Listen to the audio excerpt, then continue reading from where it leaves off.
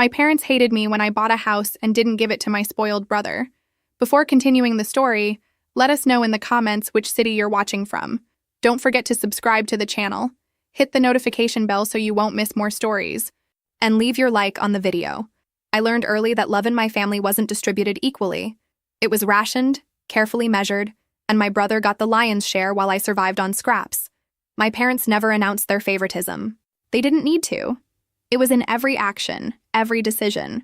When my brother wanted new sneakers, they appeared within days. When I needed school supplies, I heard lectures about budgeting and responsibility. He was 12 when they bought him his first laptop. I was 15 when I bought my own with money from my weekend job at a diner.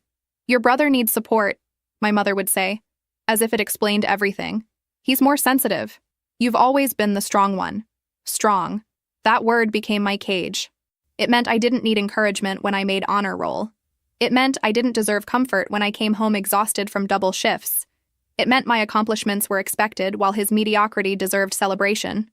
The summer I turned 16, I worked 40 hours a week at a warehouse while my brother spent 2 months at a summer camp in Colorado. My back ached from lifting boxes, my hands were rough with calluses. Meanwhile, he sent postcards about horseback riding and campfires. "Isn't it wonderful that he's having such formative experiences?" my father said at dinner one night, displaying one of the postcards on the refrigerator. I looked down at my calloused hands and said nothing. When something broke in the house, I was questioned first. When money went missing, I was accused. When my brother crashed my mother's car during his first week with a license, she cried about how traumatized he must be.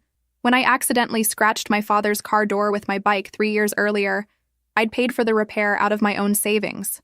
The pattern was so consistent it became invisible to everyone but me. My brother floated through life on excuses and second chances.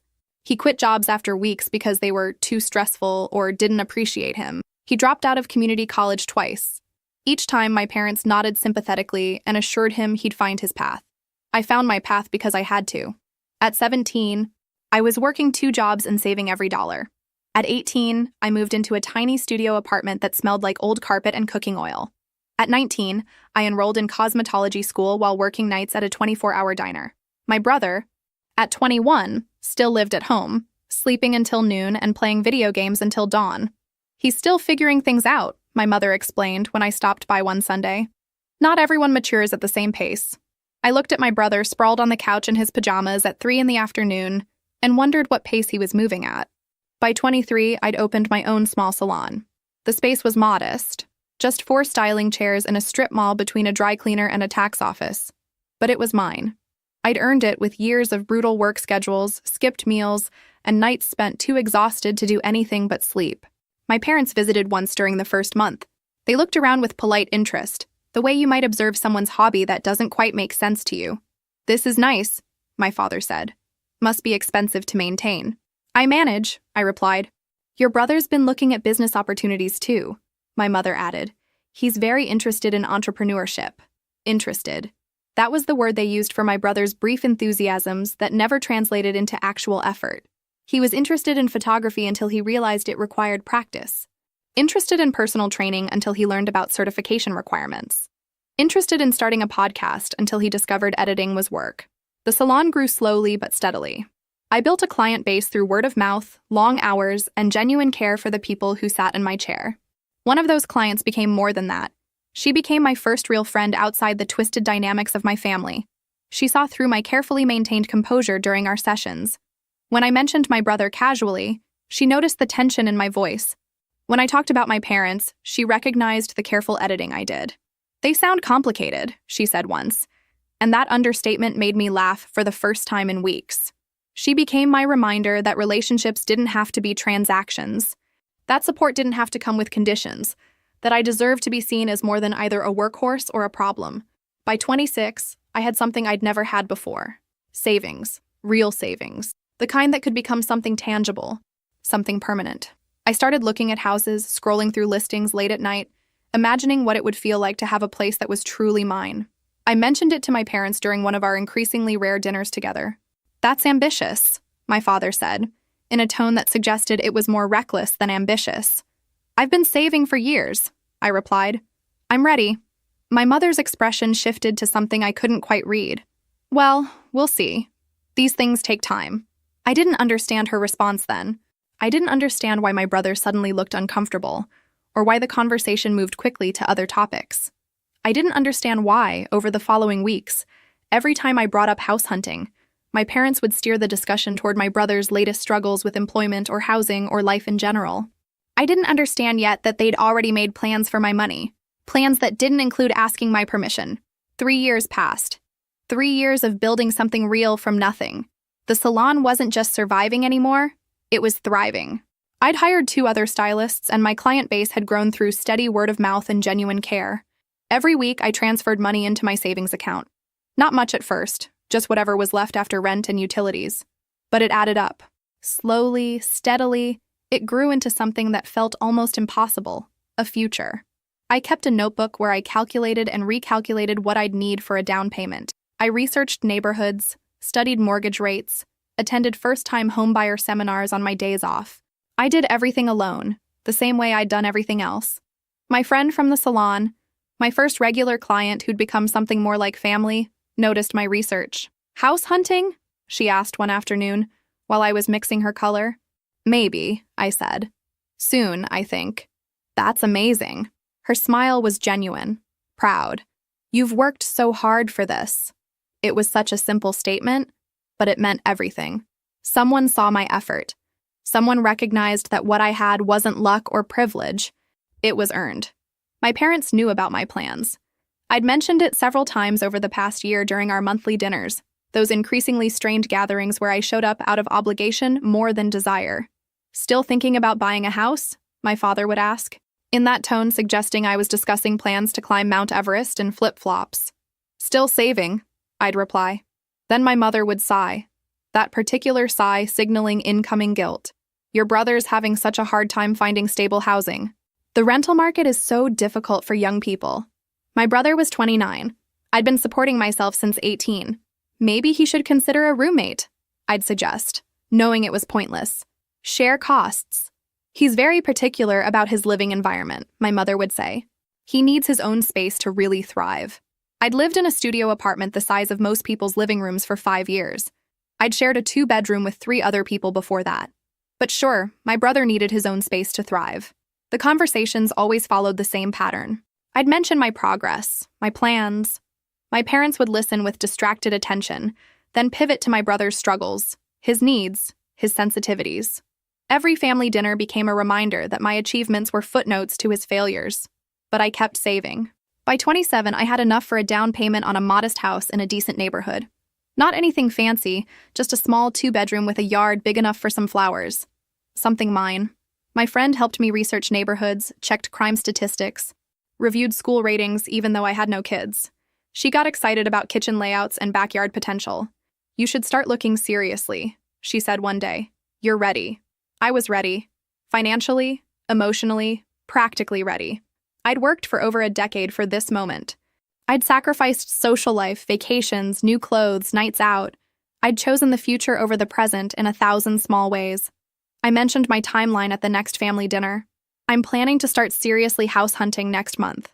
My mother's fork paused halfway to her mouth. My father exchanged a look with her, something quick and unreadable. "That's quite soon," my father said slowly. "I've been planning this for 3 years." "Yes, but..." my mother started, then stopped. "Have you thought about all the costs involved? Maintenance, repairs, property taxes?" "I've researched everything," I said. "I know what I'm getting into." My brother, who'd been quiet through most of dinner, suddenly spoke. "Must be nice to have that kind of money saved up." The resentment in his voice was palpable. I looked at him, at this man who'd never held a job longer than 4 months, who still asked our parents for money at nearly 30. "I worked for it," I said simply. "Some people have to work harder than others," my mother said quickly, placing her hand over my brother's. "Everyone's journey is different." I recognized the dismissal for what it was. My hard work was just easier circumstances in their narrative. My brother's inability to save money or take responsibility was a journey that deserved compassion. The evening ended earlier than usual. I noticed the way my parents kept exchanging glances, how they'd steer conversation away whenever I brought up specific houses. I noticed my brother's sullen silence, his bitter looks when I talked about my plans. I didn't understand what those looks meant yet. I didn't realize they weren't just reacting to my news. They were reacting to their own plans falling apart. Plans they'd made without asking me. Plans that involved my money, my sacrifice, my decade of work. Plans where I was a supporting character in the story of making my brother's life easier. I should have seen it coming. All the signs were there, scattered through years of conversations and redirected discussions. But I'd been too focused on my own goal, too determined to finally have something that was mine. I'd learn soon enough, in the most painful way possible. The discovery happened on a Tuesday afternoon, completely by accident. I'd stopped by my parents' house to drop off some paperwork they needed for their taxes. I did their taxes every year, one of those small responsibilities I'd somehow inherited without anyone asking. My brother certainly wasn't going to do it. I let myself in with my key, calling out as I entered. No response. Their cars were both in the driveway, so I figured they might be in the backyard or upstairs. I headed toward the kitchen to leave the papers on the counter. That's when I heard voices coming from my father's study. The door was slightly ajar, and I could hear my mother's voice clearly. She mentioned next month, my mother was saying. That's perfect timing. The place on Maple Street is still available. Has he been to see it yet? My father asked. 3 times. He loves it. 2 bedrooms, nice yard, quiet neighborhood. Exactly what he needs to finally settle down. I froze in the hallway, papers still in my hand. And she has enough? My father asked. More than enough for the down payment. She's been very responsible with her saving, I'll give her that. The pride in her voice at my responsibility lasted exactly 1 sentence before she continued. It'll be good for her too. Finally contributing to the family in a meaningful way. My chest felt tight. I couldn't move, couldn't breathe properly. What if she objects? My father asked. My mother laughed, actually laughed. She won't. She never does. Besides, it's time she helped her brother. He struggled for so long, and she's done so well with that little salon of hers. It's only fair. We should probably talk to her about it soon, my father said, though his tone suggested he wasn't particularly worried about my reaction. I'll bring it up at dinner this weekend. Frame it as helping family. She's always been the responsible one, the strong one. She'll understand it's the right thing to do. I stood there in the hallway, my whole body numb. They weren't suggesting I help my brother with a down payment. They were planning for me to buy him a house. My house. The house I'd spent a decade saving for, dreaming about, planning for. And they'd discussed it with him, multiple times. He'd looked at properties. He'd chosen one. They'd all decided together what to do with my money, my life, my future, the responsible one, the strong one. Those words I'd heard my entire life suddenly crystallized into their true meaning. The one who sacrifices. The one who gives up what she wants. The one who exists to make other people's lives easier. I backed away from the study, my footsteps careful and quiet on the hardwood floor. I set the tax papers on the entry table and left the house as silently as I'd entered, pulling the door closed with a soft click. I sat in my car for 20 minutes before I could trust myself to drive. My hands shook on the steering wheel. I felt sick, dizzy with the weight of what I'd learned.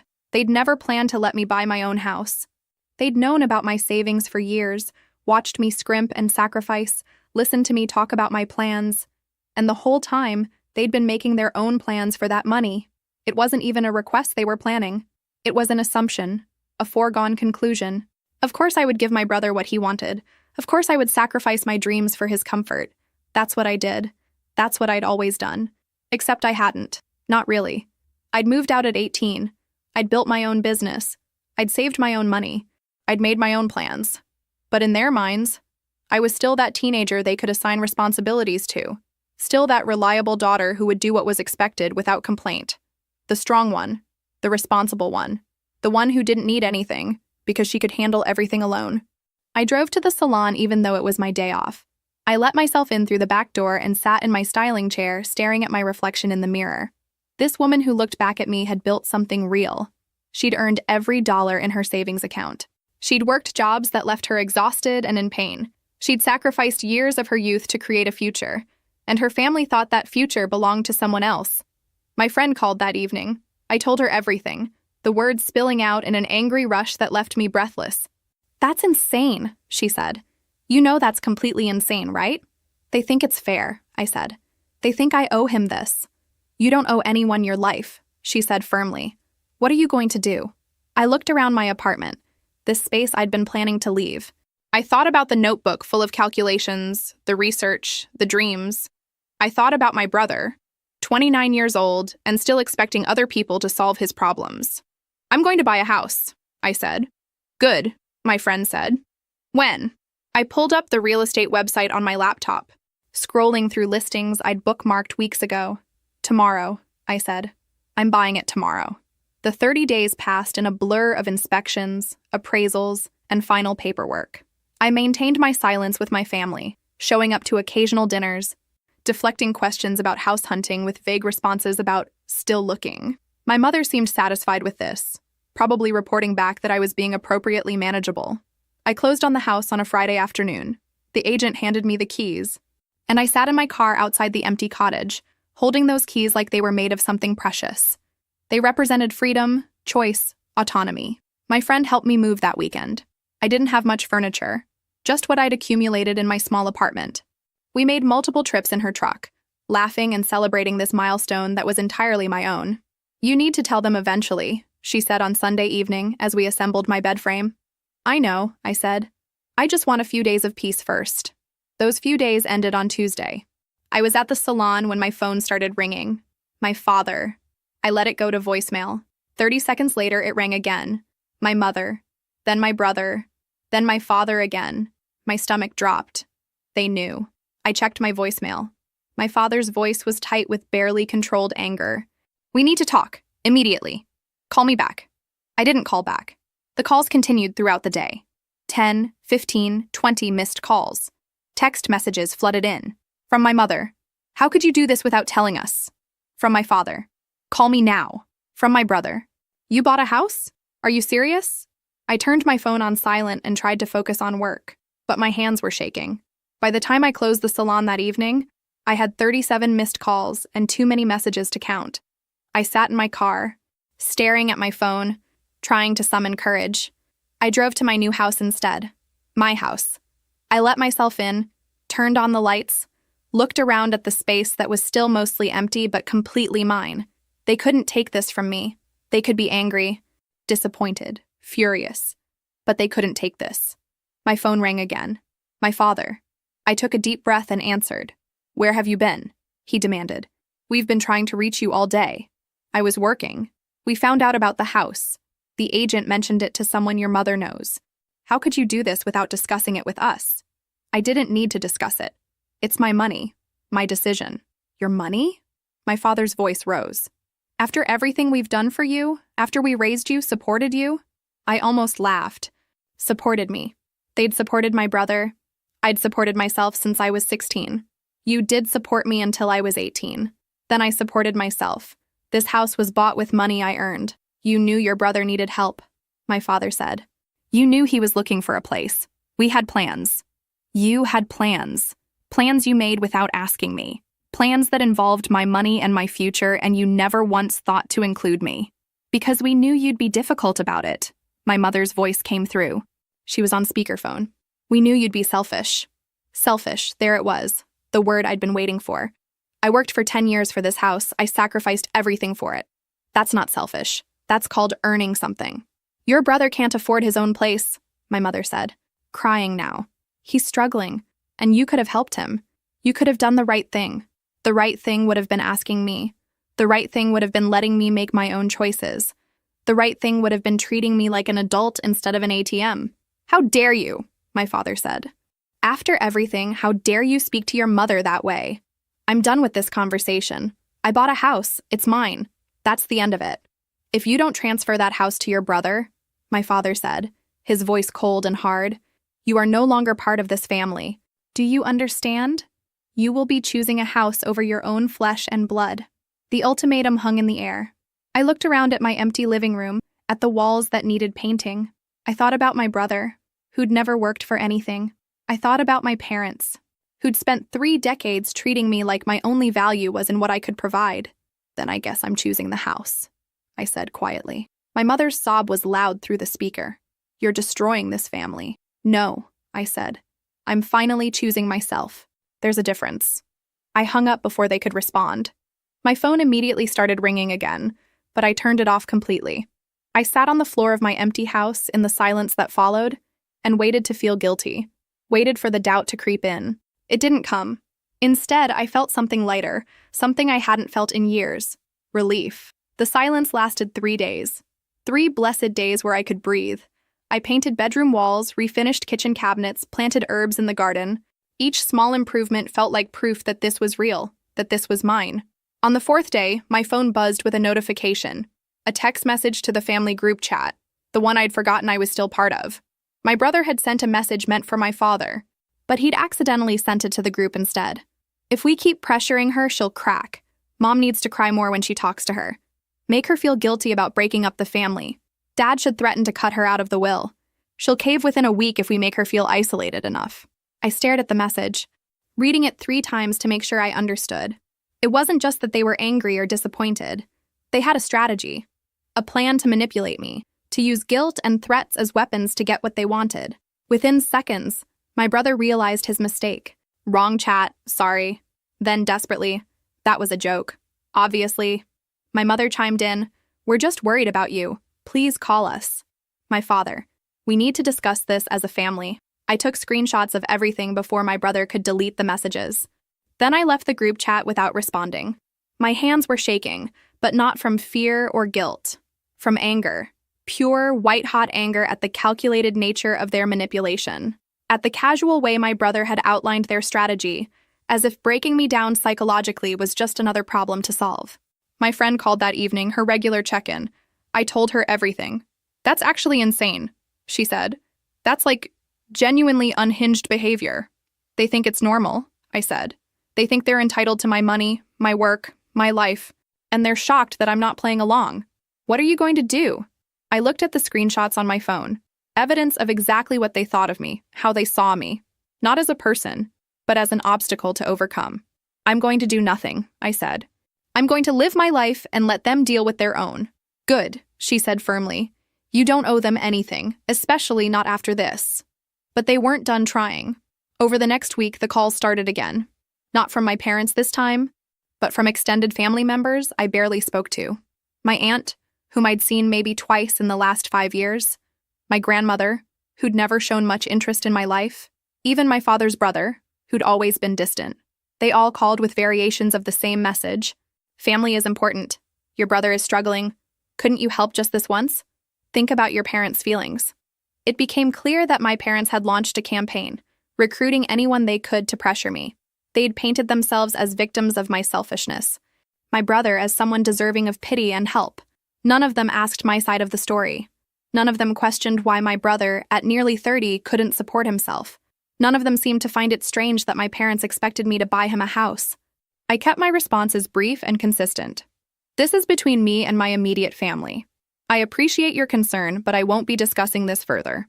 2 weeks after the accidental group chat message, a letter arrived at my salon. Not at my new address, which they didn't have. At the salon, delivered by certified mail. It was from a law firm, threatening legal action if I didn't return the family's investment in my education and upbringing. They were claiming that my parents had financially supported me with the expectation of future reciprocity. It was nonsense, legally speaking, but it was telling. They were desperate enough to try intimidation tactics, to make official-sounding threats in the hope that I'd be scared into compliance. I consulted a lawyer anyway. She read the letter and actually laughed. "This is garbage," she said. "There's no legal basis for any of this, but I'd recommend sending a cease and desist letter. Let them know that any further harassment will result in actual legal action from you." I authorized the letter that same day. Something formal and intimidating, citing harassment laws and demanding all contact stop immediately. "Are you sure about this?" she asked before sending it. "This is pretty much the nuclear option with family." "They went nuclear first," I said. "I'm just responding." The letter was sent. For 48 hours, there was complete silence. Then my mother called from a number I didn't recognize. I answered without thinking, assuming it was a client. "You sent your own parents a legal threat?" she said, her voice shaking with what I assumed was rage or tears or both. "You're really going to do this to us?" "You sent one first," I pointed out. "That was just to make you see reason. We never would have actually sued you. And my letter is just to make you stop harassing me," I said calmly, "which you'll notice has included calling from a different number to get around me blocking you." She hung up without another word. That evening, I sat in my living room, in the house they'd planned to take from me, surrounded by furniture I'd bought with my own money, and I felt something unexpected. Peace. Real peace. The kind that comes not from having everything perfect, but from knowing exactly where you stand. They'd shown me who they were. I'd chosen who I wanted to be, and I'd never been more certain I'd made the right choice. The cease and desist letter worked, at least temporarily.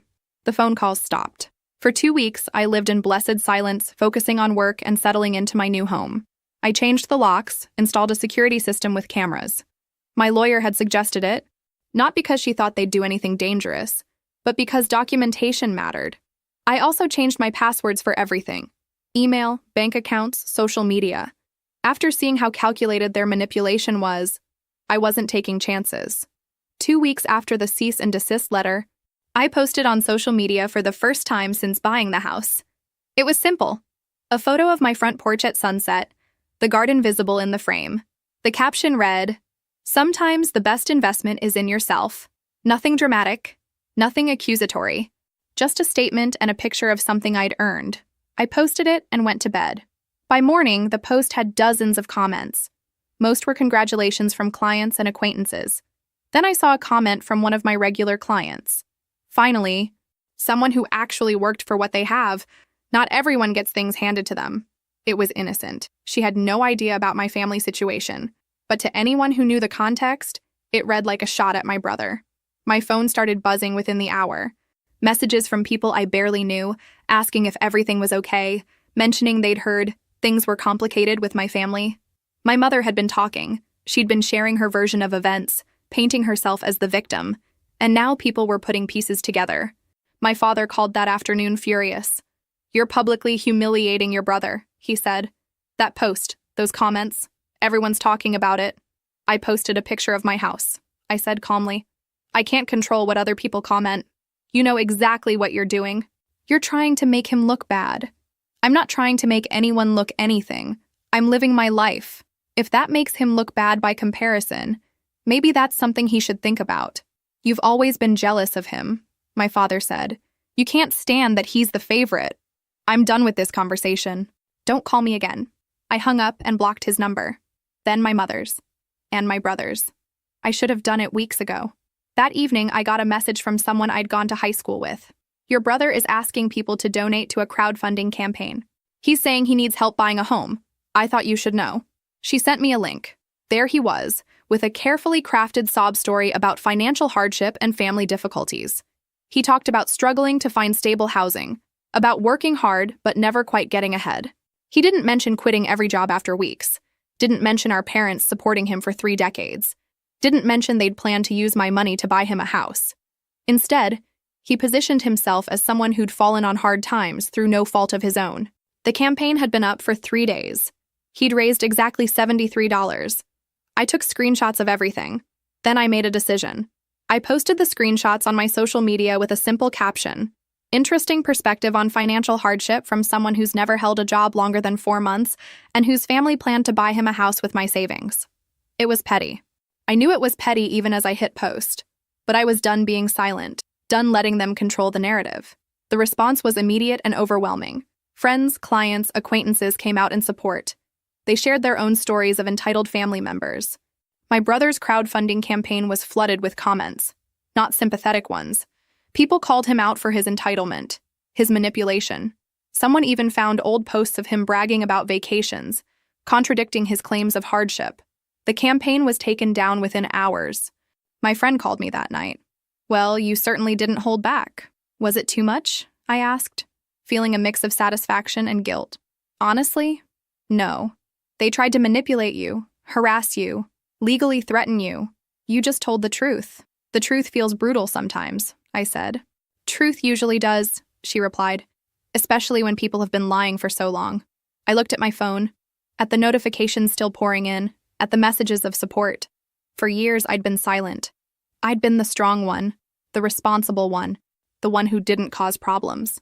I'd let them write the story however they wanted, but I wasn't in the margins anymore.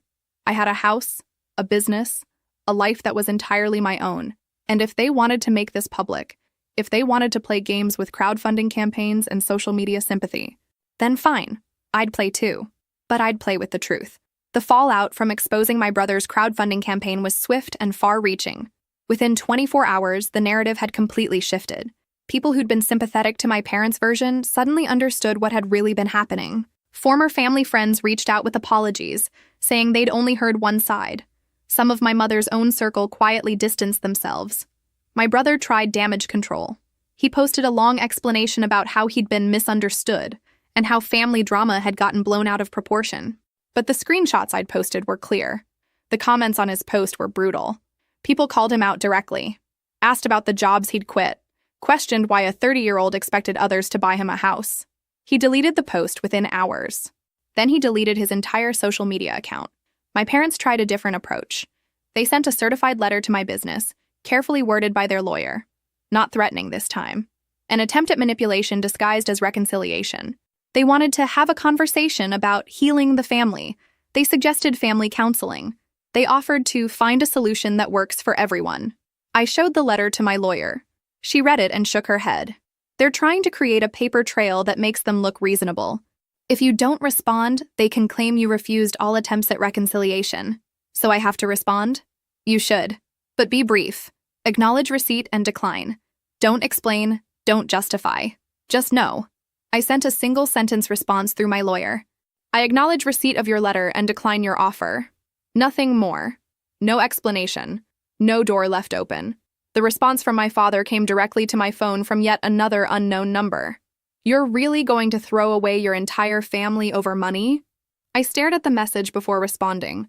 You threw away your daughter the moment you decided my only value was in what I could provide to my brother. I blocked the number. My friend noticed how tired I was getting. Not physically tired, but emotionally exhausted from the constant vigilance. You should take a vacation, she suggested one evening. Get away for a week, somewhere they can't find you. I can't leave the salon for that long. Yes, you can. You have 2 other stylists. When's the last time you took a real break? I couldn't remember. Years, probably. Think about it. You've been in survival mode for months. You need to actually live a little.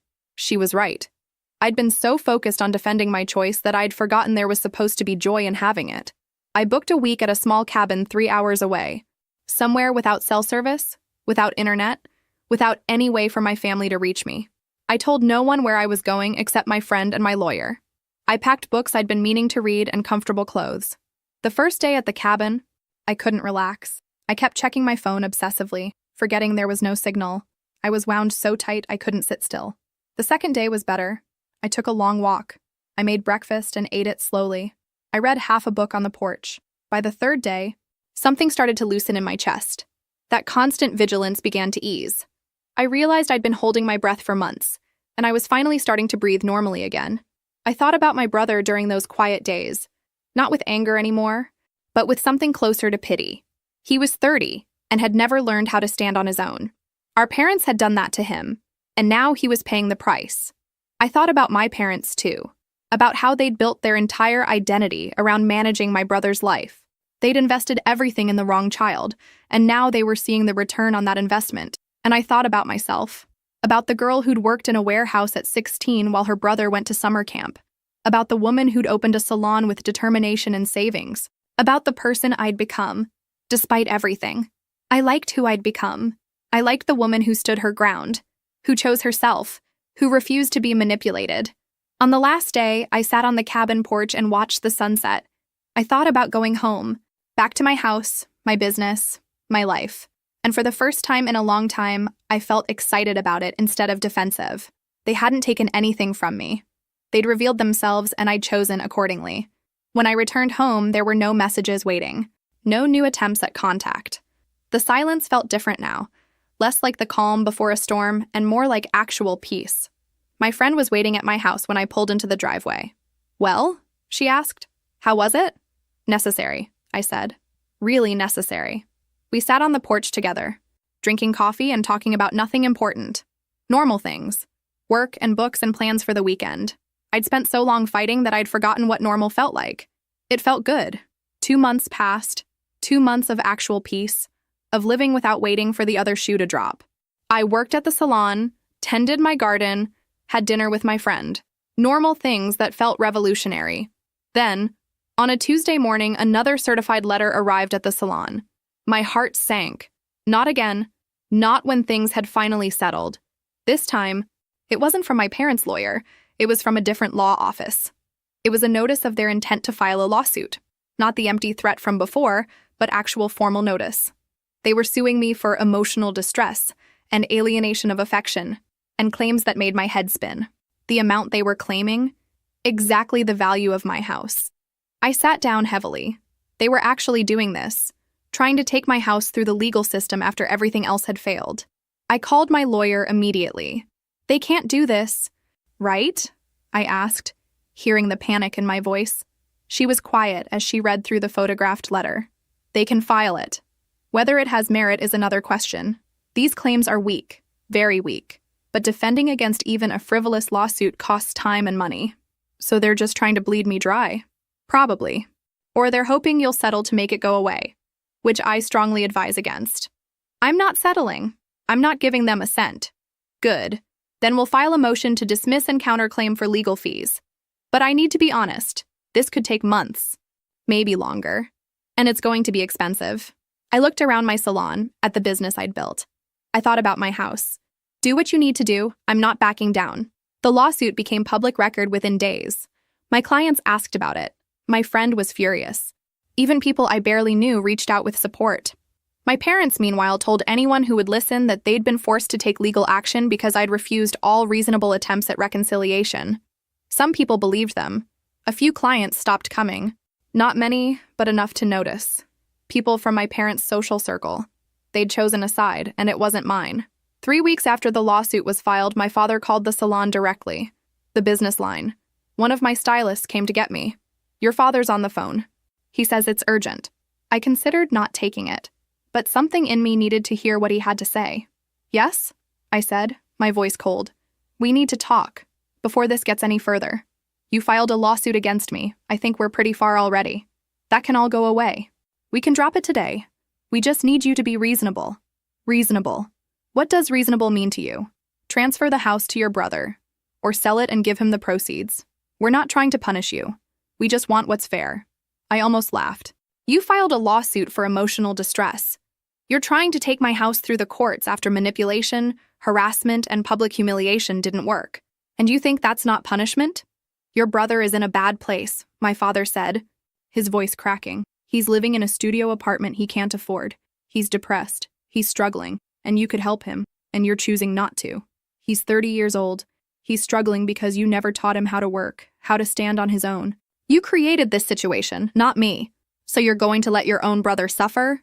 I'm going to let my adult brother experience the natural consequences of his choices and your parenting. If you don't drop this, we're going forward with the lawsuit. We'll take this all the way. We'll make sure everyone knows what kind of person you are. They already know, because you've been telling them, and it hasn't worked. So go ahead, file your lawsuit. But I'm not giving you my house, and I'm not giving you my money, and I'm not giving you one more second of my peace. I hung up before he could respond. My hand was shaking. One of my stylists came over and squeezed my shoulder. You okay? I will be. That evening, I met with my lawyer to go over strategy. She'd filed the motion to dismiss and the counterclaim for legal fees. Now we waited. The judge will likely see this for what it is, a shakedown. But we need to be prepared for the possibility it goes to trial. How long could that take? Worst case? A year. Maybe more. A year of this hanging over my head. I can handle a year, I said, with more confidence than I felt. I drove home and sat on the porch in the growing dark. I thought about giving up, about how much easier it would be to just sell the house, give them what they wanted, and move on. But then I thought about what that would mean. They'd won. Manipulation and harassment and legal intimidation actually worked.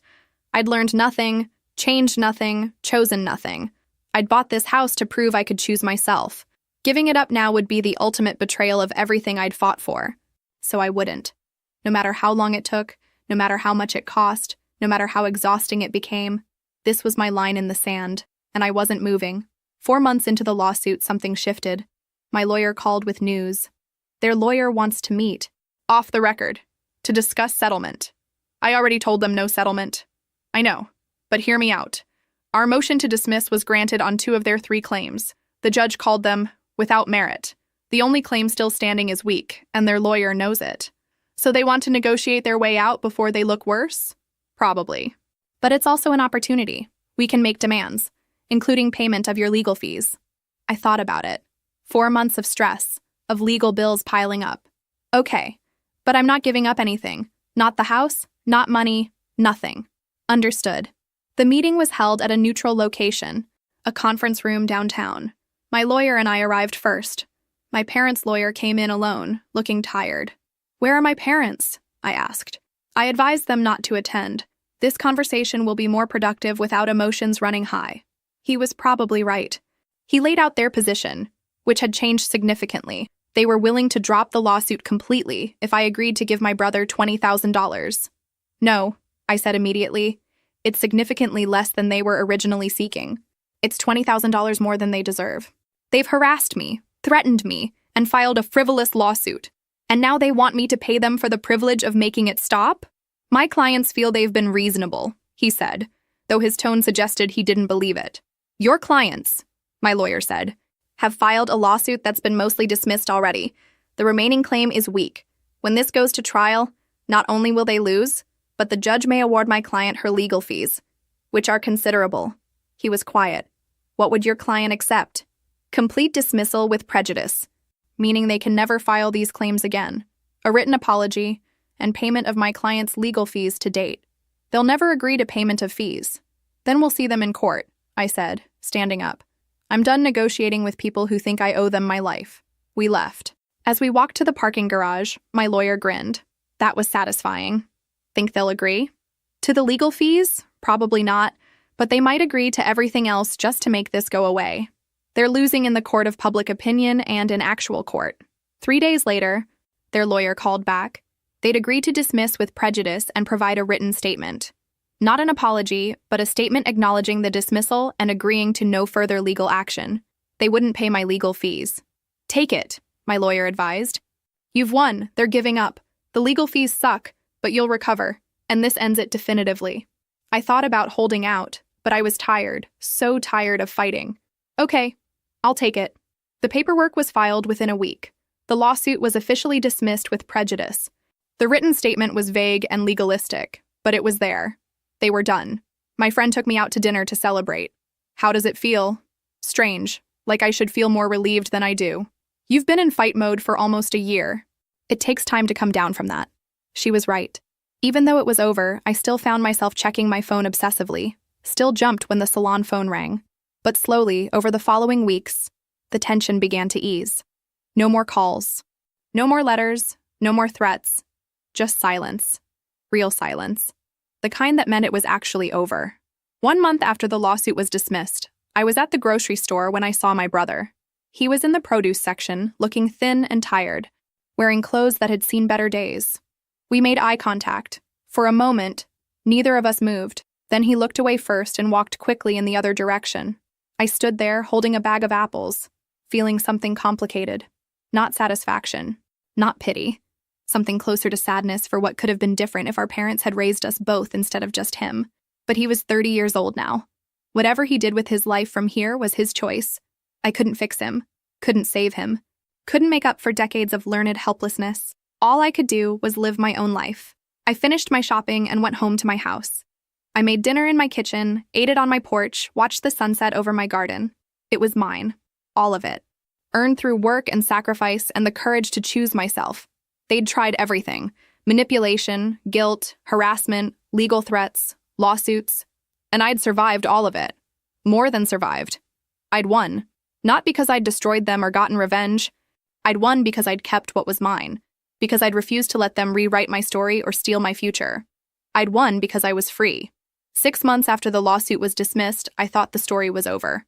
I'd moved on with my life, focused on the salon, enjoyed my house. The past felt like something I'd survived and left behind. Then my brother showed up at my door. It was a Saturday morning. I was still in pajamas drinking coffee on the porch when I saw him walking up the driveway. He looked worse than at the grocery store. Thinner, more tired, wearing the same jacket. My first instinct was to go inside and lock the door. But something stopped me. Maybe curiosity. Maybe the lingering remnants of the sister I'd once been. "What do you want?" I asked, not standing up, not inviting him closer. "Can I talk to you just for a minute?" "You have 5 minutes, talk from there." I gestured to where he stood, several feet from the porch. He swallowed hard. "I need a place to stay. Just temporarily.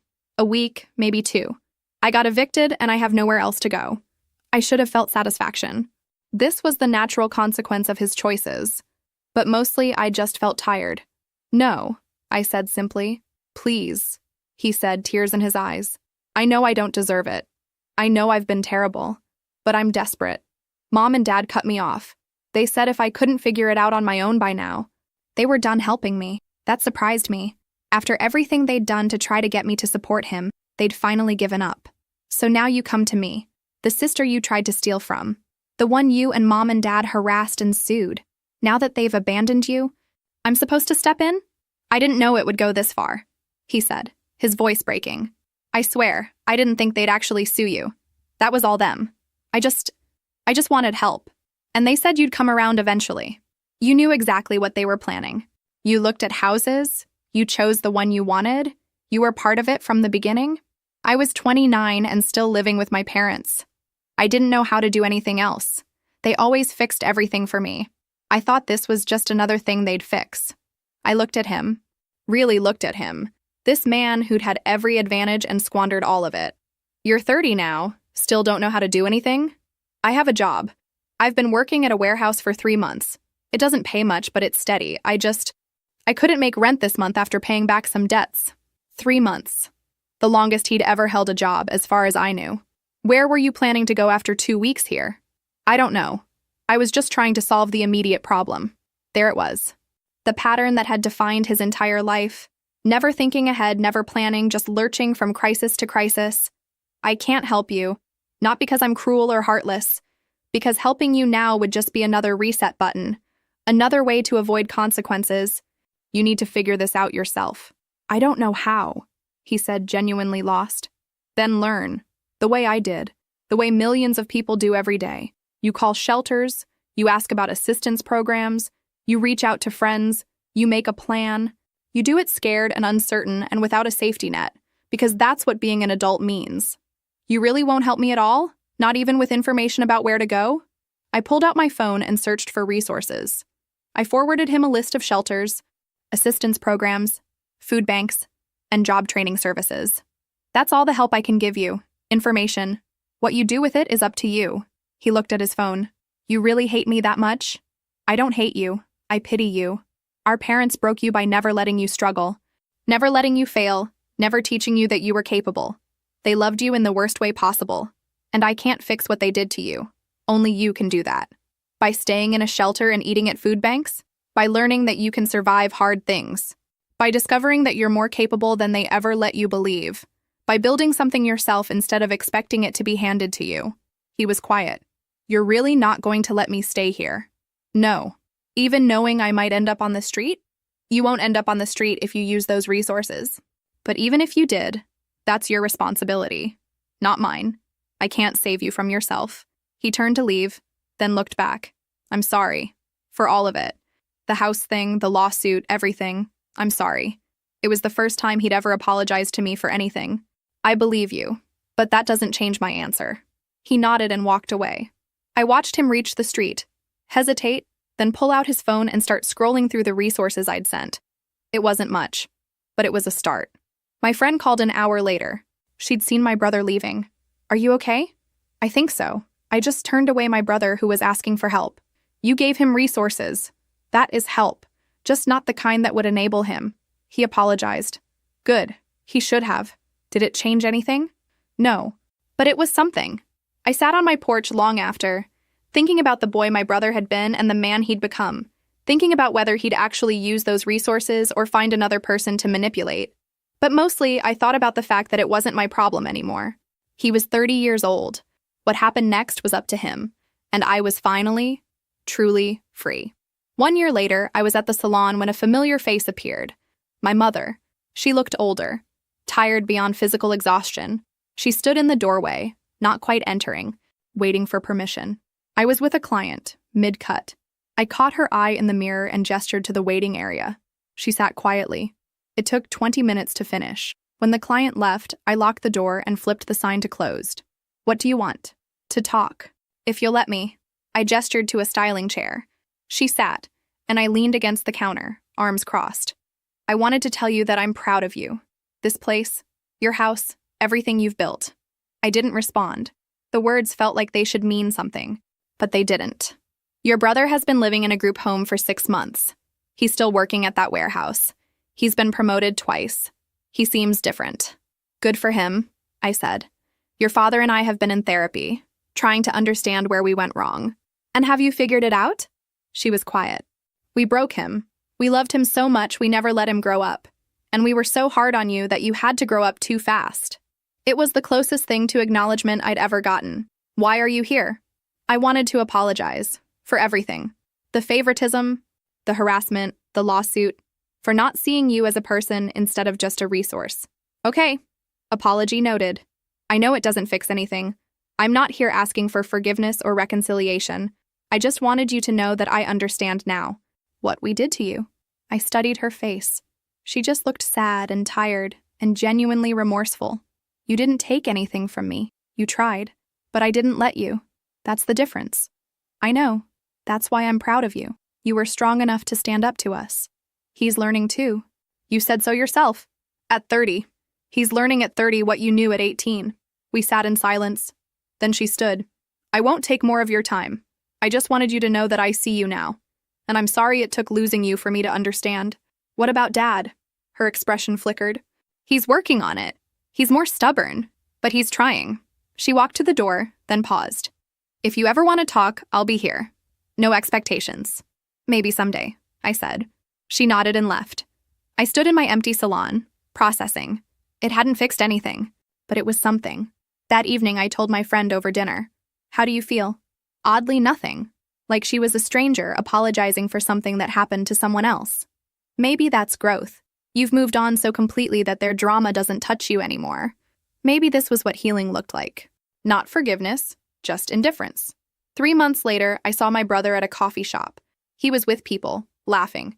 He looked healthier. He saw me and waved, not coming over, just acknowledging my existence. I waved back.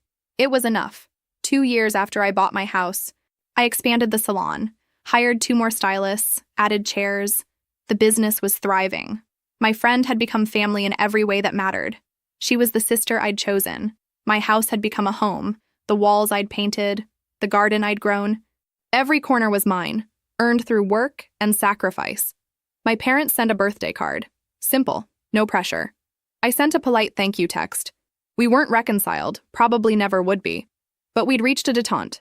My brother kept his warehouse job, got an apartment with a roommate, started community college part-time. I heard updates through acquaintances. I was glad for him, in an abstract way. But his journey was his own, not my responsibility. I was 30 now, the same age my brother had been when he'd shown up desperate at my door. I thought about the girl I'd been at 16, working while he went to summer camp, the young woman at 23, opening a salon with determination, the person at 27, standing in an empty house with keys in hand. I'd fought for every single thing I had. No one had given me anything, and somehow, that made it all more precious. I sat on my porch one evening, watching the sunset over my garden, drinking coffee in my house earned through a decade of work.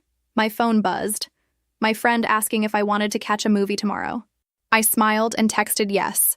This was my life, built by my hands, chosen by my heart, earned through my refusal to be anything less than what I knew I could be. They'd tried to take it from me. They'd failed.